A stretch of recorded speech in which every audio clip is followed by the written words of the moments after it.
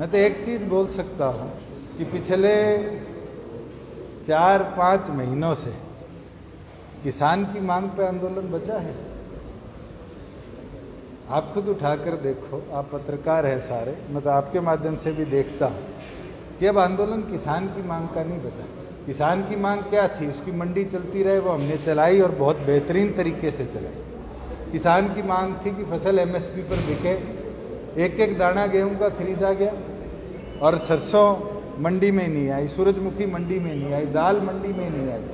6 crops हमने MSP पर purchase करने का फैसला लिया।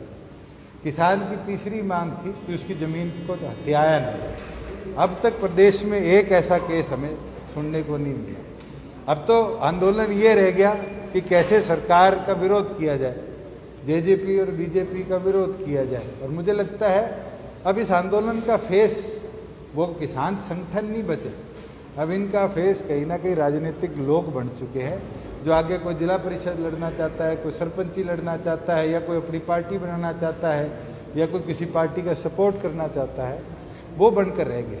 किसानी का मैं भी समर्थन करता हूँ, मैं भी किसान हूँ, और इसीलिए मजबूती के साथ मैं पहले दिन कहता था एमएसपी खत्म नहीं होगी, एमएसपी चालू रहेगी। और मैं तो आज भी कहता हूँ, आज अगर जीरी का भाव 60 रुपये बढ़ा है, एमएसपी 62 रुपये, तो उसका लाभ किसको मिलेगा? 400 करोड़ रुपए एडिशनल अगर हरियाणा के खाते में आएगा प्रोक्योरमेंट में, तो उसका फायदा किसान को मिलेगा, और किसान को यही फायदा देना हमारा लक्ष्य है। और जब तक हम सत्ता में हैं, किसान को इसी तरह का फायदा हम देते रहेंगे। कल हरियाणा के उप मुख्यमंत्री ने एक अजीबोगरीब बयान दिया। आज उस बयान के ऊपर हम अपनी प्रतिक्रिया देंगे। टिकरी बॉर्डर पे बोल रहे दुष्यंत चौटाला ने कहा कि वे बॉर्डर पे आज के दिन किसान आंदोलन में वही लोग बैठे हैं जो कि जिला परिषद सरपंच का या ब्लॉक का चुनाव लड़ना चाहें। तो मैं उन्हें यो बताना चाहूं, काल का बालक है वो।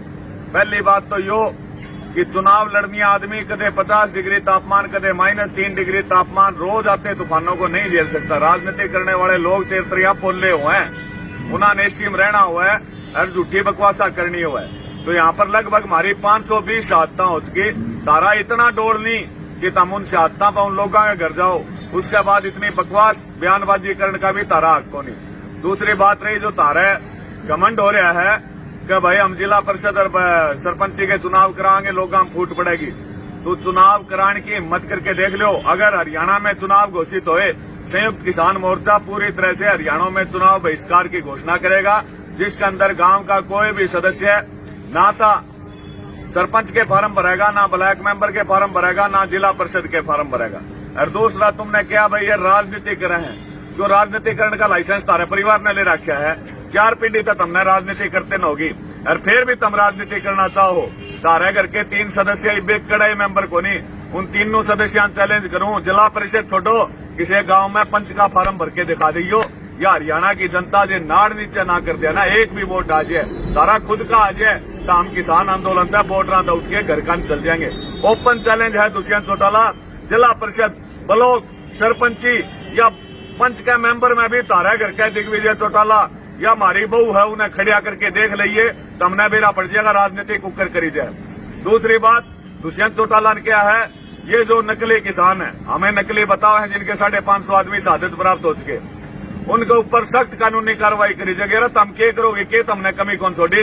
पीपली में गए तुम्हारे बुढ़िया पे, तुमने लाठी चार्ज कराया, आंसू गैस के गोले छोड़े। आज हरियाणा के अंदर लगभग 50,000 का लगभग मुकदमे दर्ज है। हमारे 3 साल का बालक पे भी 307 का मुकदमा दर्ज है, हमारे 107 साल के बुजुर्ग पे भी 307 के मुकदमे दर्ज है। तो मुकदमा तो कौन डरते भाई? हरियाणा का था आजकल का 3 साल का बालक भी जब घर के अंदर पुलिस का केस की रिपोर्ट आवा तो दांत पड़ने लग गया, बोला स्वाद से आ गया, केस बन गया। इन केस आता है जो हरियाणा नहीं डरेगा, लेकिन तुमने तारी औकात। हमने दुख इस बात का हुआ है क्योंकि दुष्यंत चौटाला जहां तो केस करने की बात करे, सबसे पहला केस कर विकल्प 4 पे, क्योंकि 10 सितंबर ने जब पीपली के अंदर लाठी चार्ज हुआ था, 5000 किसानों के साथ हरियाणा पहली बार मन्ने तेरी कोठी घेरी थी, और इसी से कह के आया था महाराज देवीलाल का खून तारे अंदर है, तो तुम इस्तीफा दे के मारे गिल्ला आ जाओ, और जी अंबानी अडानी के हो और तुमने गंद खाना है, तुम गंद खाते रहोगे। लेकिन तारे वह बात जची नहीं। आज ताऊ देवीलाल होता चाहे वो देश का प्रधानमंत्री होता, अगर किसान इस हालत में बैठा होता ना, तो देवीलाल भाई मारे गिल्ला बैठा हुआ, रूमान अंबानी अडानी की गोद में ना बैठा हुआ।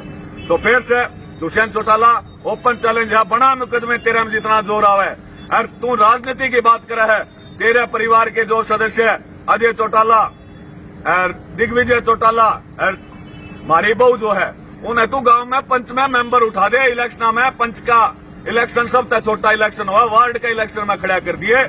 ये एक भी वोट आ जाए ना, तो ये किसान दिल्ली तक उठ के अपने गाँव कान चल जाएंगे।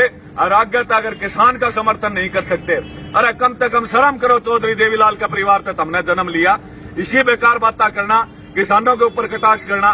बोले हमने एमएसपी दे दी, के मेरा तन एमएसपी का कौन सी एमएसपी दे दी? बक्का का रेट जो है 1950 रुपये बकन लाग रहा, 800 रुपया बाजरा। अब तो गेहूं एमएसपी पे बिका देना, मेरे दौर पड़ी है, रोज तक में किसान ढेरी लाए बैठे हैं। तो किसान जो है, और दूसरी बात तेरा बैम कानूनी कार्रवाई का, तन्ने 6 महीने हो गए अपना सरसा घर में नहीं घुस सकिया, हिसार में तन घुसने की कोशिश करी, हजारों की संख्या में किसानों ने विरोध कराया। तो छोड़ सरकार की, तो छोड़ सारी बातों की, तो सरसा में अपने घर के अंदर आके कोई प्रोग्राम कर दे, हिसार में करके दिखा दे।